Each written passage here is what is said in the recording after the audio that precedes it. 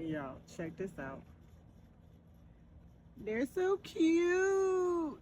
They're so itty bitty. So that's the only one so far.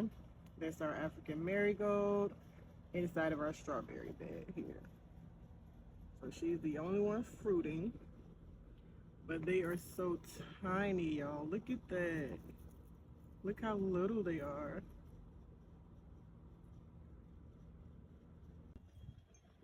Here we have our Scotch bonnet peppers, as you can see, still pushing through. So far, so good.